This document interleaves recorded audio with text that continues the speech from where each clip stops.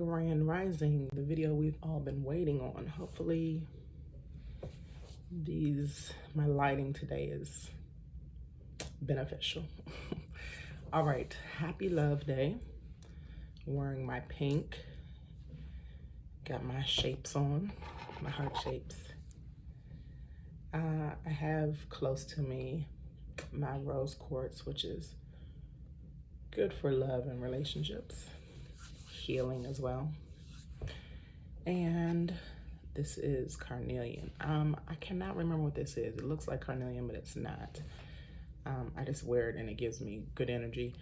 But carnelian is good for good energy. It's good for activating or initiating positivity in relationships, love. It's also good for bringing you together with like your twin flame, which is why I got it in a flame form. It's also good Mars energy, and we're going to talk a lot about Mars today in Capricorn. I don't know if y'all remember my TikTok post with the Mars and Capricorn workout plan. Anyway, excuse me, before I get into the week, just want to go back to last week because I haven't done weeklies consistently. I'm trying to get on target, y'all. Mars is kind of leaning me into being more consistent, planning, taking action in Capricorn.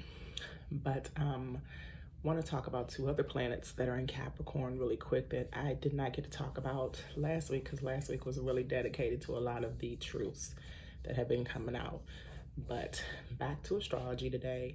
Mercury in Capricorn, soon to be in Aquarius, is conjunct Pluto. And I remember conjunction is the aspect that means they are blending their energies, which makes both planets give out stronger energies from above, so below.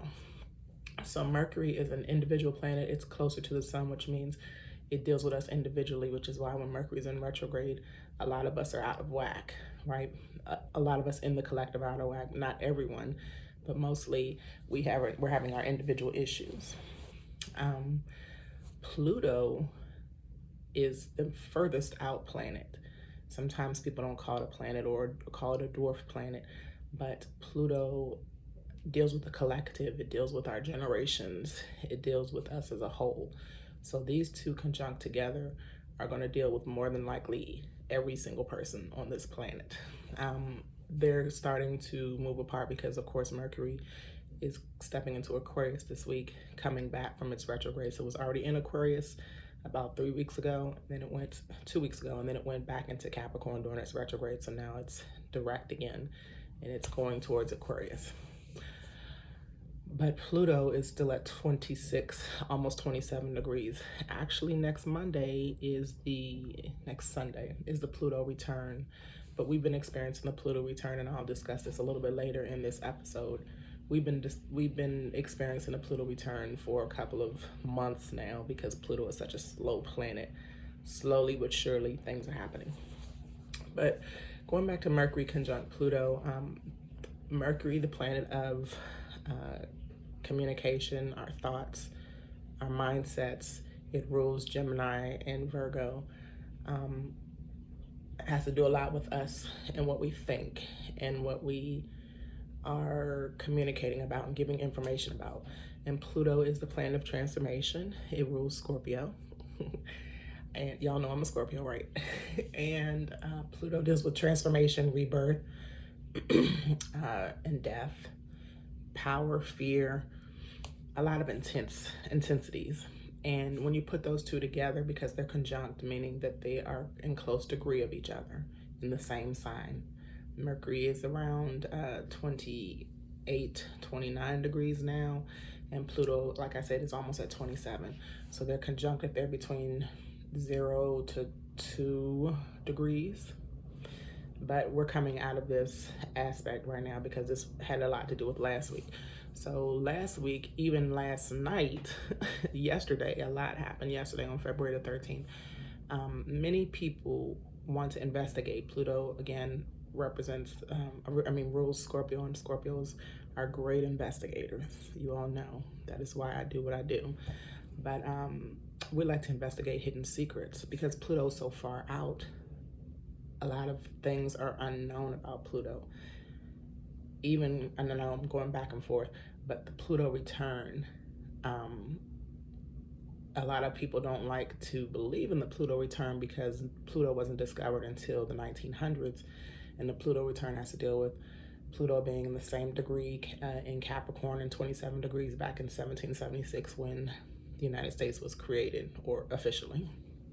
But just because we discovered it in the 1900s does not mean it wasn't there in 1776. So just keep that in mind.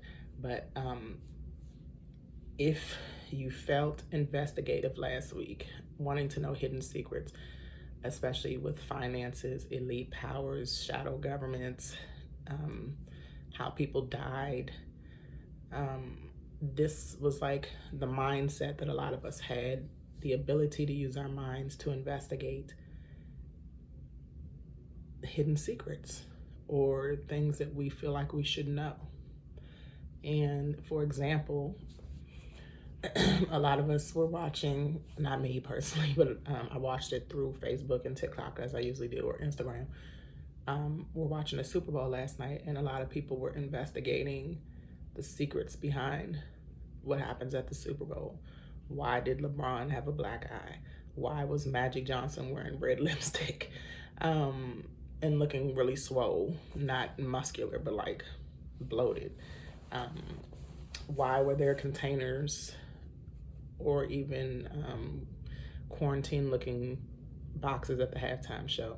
Why did everybody at the halftime show look like a CGI? Why was Dre looking bloated? Why was, it was just a lot of whys. Personally, because again, Mercury deals with us personally. Personally, I was investigating a lot of DC last week. I definitely tie in astrology to everything I do, but there was so many weird things happening last week.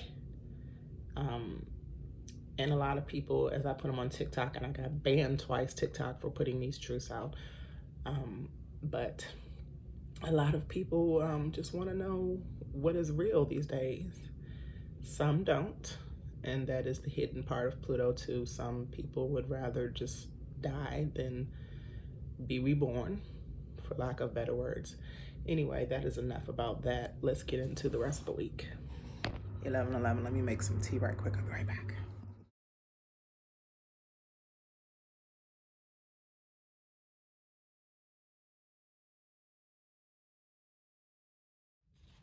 Okay, thanks for letting the Scorpio get her tea.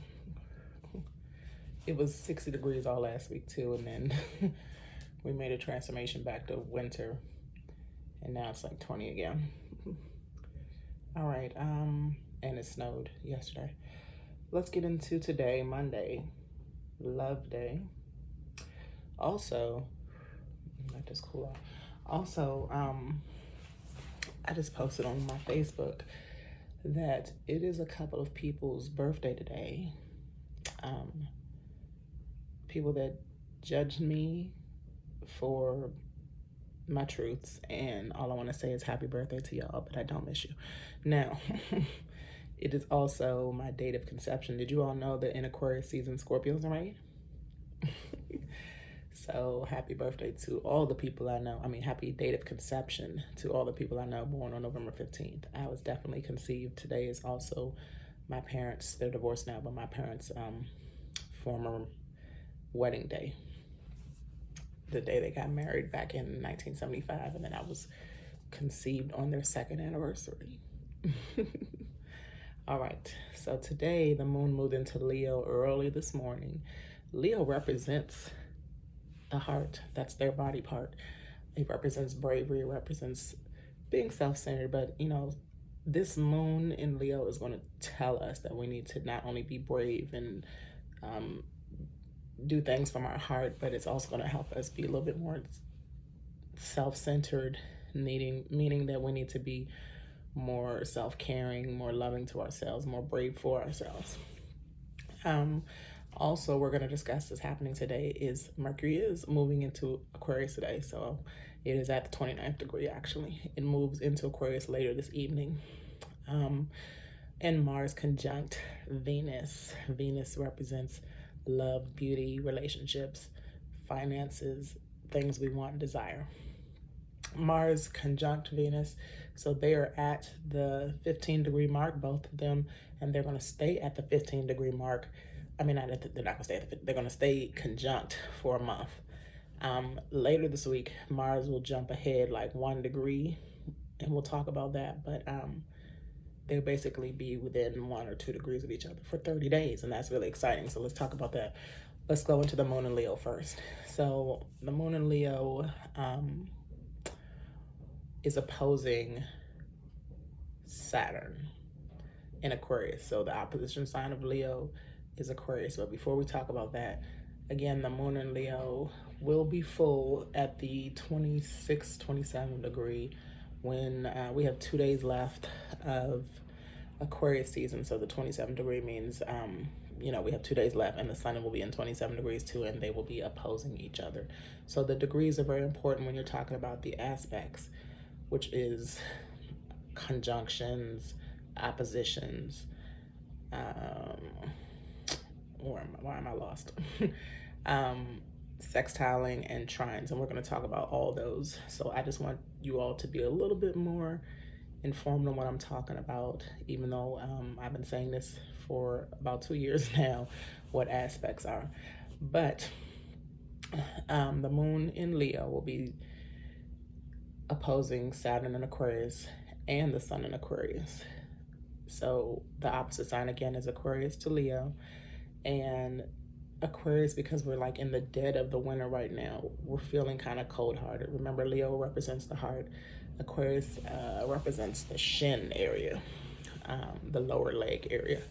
So it's like down there. I don't know about y'all, but sometimes I really get cold in my legs. So that's just kind of where I'm trying to use a metaphor for what Aquarius is. And Aquarius does, again, represent the bottom of your legs. So with it being the dead of winter right now, it's kind of a depressing time for us. It's kind of like we're just trying to struggle to survive. Aquarius represents detaching, so we're kind of cold to some people, which is why I said those people born today were very cold to me. And they all detached, depressed. The sun in Aquarius is in its detriment. That prefix word D, that means, you know, separate. And the moon and sun are exact opposite of each other, as well as Aquarius. Saturn and Aquarius. And this is like separating the group, because Aquarius represents groups. It represents social groups. It even represents networking. But Leo represents yourself. So it's like separating your individual self from the group. And at this time, it's kind of like the judgmental group. Virgo kind of represents being judgmental, but this is a different kind of judgmental. It's like Aquarius sometimes can represent, I'm so different that I don't even want to be part of that group. You ever heard the saying, you can't sit with us, and then the person saying, well, I didn't want to anyway. It's kind of like that. Moon in Leo is giving you the attention you need in this kind of situation. It's giving you the love that you deserve, that heart space. It's giving you the bravery you need, especially in these cold winter, dark, depressing times. And the moon representing all the people, but still being individually, your individual emotions. You need that kind of emotion right now. You need to kind of be self-centered and be like, look, I'm not worried about that group not accepting me. There will be a group out here that will accept me, because that is still what Aquarius represents. And I'm gonna accept myself. My emotions are gonna accept myself at this time. So that's just a little bit about the moon in Leo opposing the sun and opposing Saturn in Aquarius.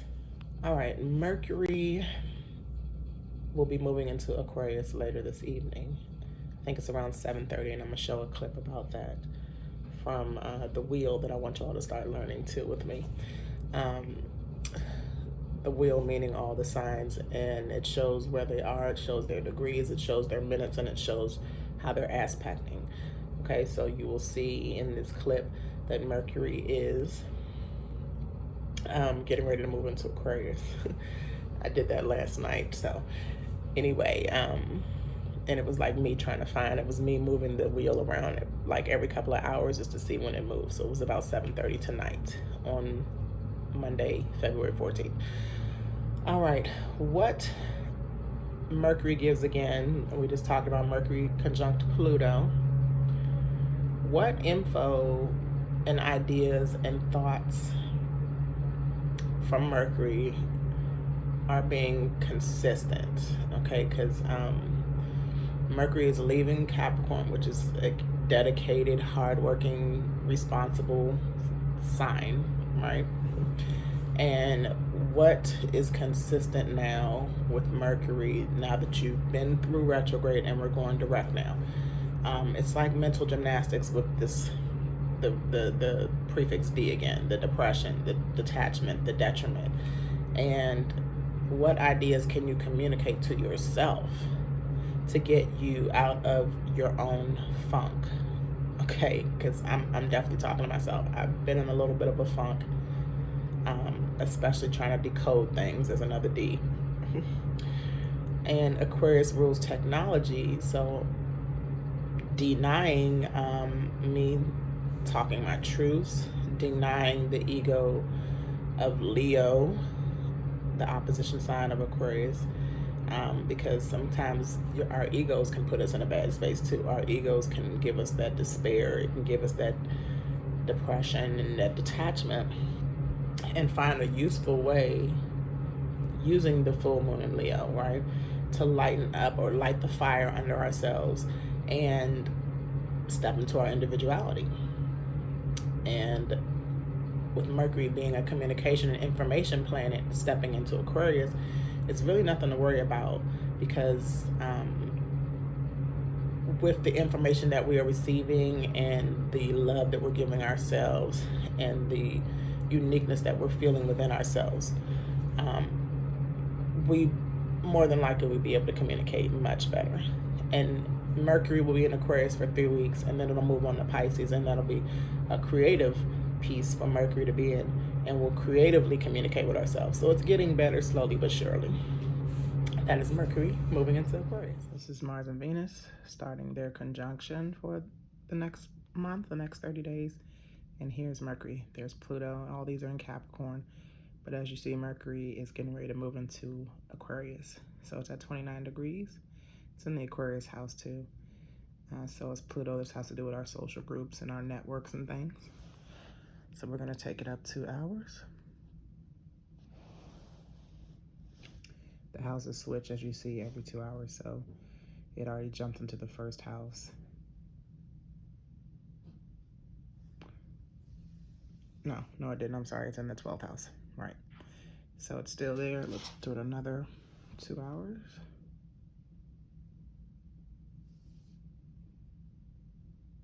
It went back. Y'all, I'm still learning. I'm still learning how the houses move. But anyway, Mercury is supposed to move into that sucker. Here we go. Around 7:30 p.m. tomorrow. All right. So I'm showing y'all the wheel this time because I'm trying to get used to more of using this. So here we have Mercury at 0 degrees in Aquarius by the time we get to 7:30 tomorrow. Why is this significant? Because Mercury was just out of retrograde and went back into Capricorn, and now it's in Aquarius. So this is some energy that we've already experienced and we can finally move forward with. I hope y'all can hear me. It's a little bit of noise in the background. I'm not sure what it is, but hopefully you can hear me. If not, please turn up your volume. All right. Next aspect we're talking about, and we're still on Monday, so I'm going to try to be quicker. Mars loves Venus. Mars is a masculine planet and Venus is a feminine planet. It's the divine masculine, divine feminine. I believe we talked about this back in last Leo season, if I'm not mistaken. But Mars and Venus are usually conjunct because them and Mercury, they are the fastest moving planets closest to the sun. They are individual planets, which means they represent us as individuals, and normally they are traveling in the same sign at the same time. Mars and Venus and Mercury are all in Capricorn. Mercury is leaving them, but Mars and Venus are still in Capricorn, like in the middle decan of Capricorn, the second decan at 15 degrees. So, being conjunct starting today for a month, Mars and Venus will bring us awesome divine masculine and feminine energy, especially in the hardworking sign of Capricorn. Venus represents values, our wants, our desires, our pleasures. Venus rules Taurus and Libra. And Mars represents desires, actions, and aggression, and some impulsations too. Mars rules Aries and Scorpio. All right, so they're on the same team now in Capricorn. They're both hardworking. Like I said, Mars is exalted in Capricorn, and Mars is like totally pushing my button right now and getting me moving, especially because I'm ruled by Mars as being a Scorpio. I was just watching Scorpio Mystique before I did this video this morning, and she was doing a live, and she was explaining to us how things are getting better because of Mars being in Capricorn for Scorpios. So I'm feeling that, and just a quick excerpt. I'm getting ready to get a new position, even though I want to start my businesses. This is a position that is fairly easy, really good money, and pays for a lot of things, so I don't have to pay for it. I'm also still getting a grant for the businesses that I'm starting, and I've been blessed with a housing voucher to get a house that will be little to nothing to pay for. Thank you, Mars and Capricorn, and Venus and Capricorn. So things are looking up. All right. They do the work together for the things that you are or should be grateful for. So you want to be grateful for the things. I'm definitely grateful that I'm in an Airbnb that is able to shelter me and my children. I'm grateful for my children's family, paternal families that are sheltering them when I can't, my oldest two children. I'm grateful for my car that gets me everywhere, and it helps me even work my self-employment job doing Uber Eats, right? And all these material things, because Capricorn is an earth sign, all these material things I'm grateful for. I'm even more grateful for the relationships that are fixing too, with Venus being in Capricorn. Again, this has to do a lot with our love relationships and our family and friend relationships. So these things are bettering slowly but surely for me, and I hope they are for you too. I'm going to talk more about Mars and Venus as we move on, but I want to move on.